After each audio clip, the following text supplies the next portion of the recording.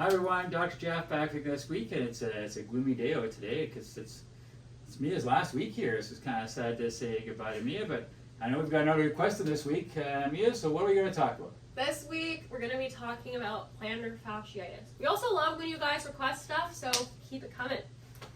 Alright, so Jeff, have you ever woken up in the middle of the night when you were trying to go to the washroom or grab a glass of water and have this stabbing pain in your foot?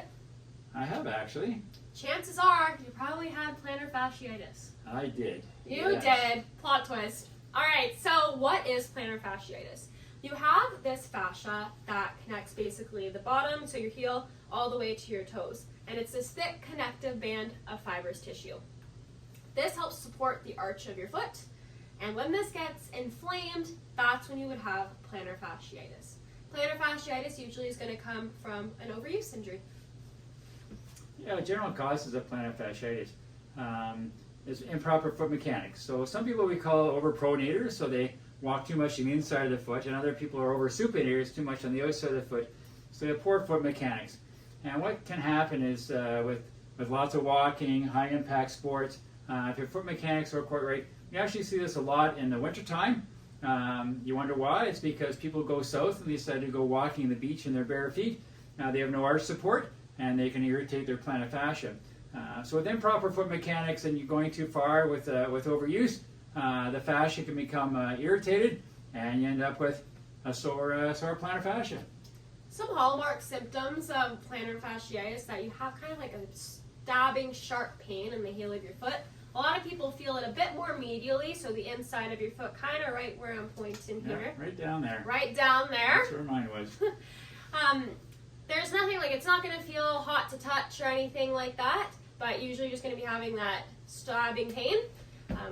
Usually also what people experience is that as soon as their foot has been rested for a while, so like when they've been sleeping and they're trying to get up, or you've been kind of hanging out on the couch watching a movie, and then you take those first few steps, and that's when you're really feeling that super sharp stabbing pain. Usually after you take a few steps, feel a bit better, but if you continue and push yourself a little too far, it might be achy again. The plantar fascia has contractile tissue in it, so when it's resting, it kind of likes to curl up a little bit, and that's why when you take those first few steps, it's getting stretched out and it starts to become really achy. So what do you do for this? Well, there's lots of things you can do at home for this. One thing is that quite often it comes from having tight calves. So you want to stretch out your calves. Your calf comes to your Achilles to your plantar fascia. They kind of all one unit. So you want to make sure you're going to stretch out your calves. The other thing is get a frozen water bottle and put it on the ground and try and roll your foot back and forth on the frozen water bottles to try and stretch the arch out and get rid of some of the inflammation in there. You can do something called a towel curl. So it's putting a towel on the floor and just using your toes to kind of curl the towel up, try and strengthen up the muscles on your arch. There's also a funky thing out there, a brace, or it can actually be a sock that you put on. It has a little Velcro strap that you can pull to try and tighten up, to try and pull your foot up again, to try and stretch your calf out while you're sleeping at night.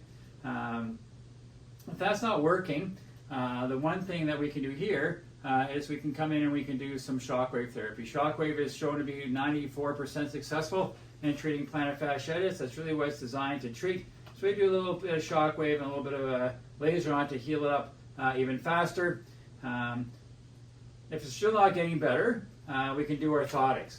Orthotics are really good. If you're using orthotic to try and cure plantar fasciitis on its own, it's going to take months and months and months and months and months.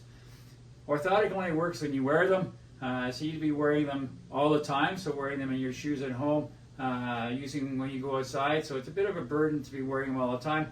The other thing you might want to do is, if you have plantar fasciitis, is you may want to wear a good pair of shoes at home. So start wearing a good pair of running shoes inside the house, just to give that arch a good support. Usually with shockwave and with laser, we can clear it up pretty quickly. Years ago, they used to do surgery on it. They'd actually cut your plantar fascia.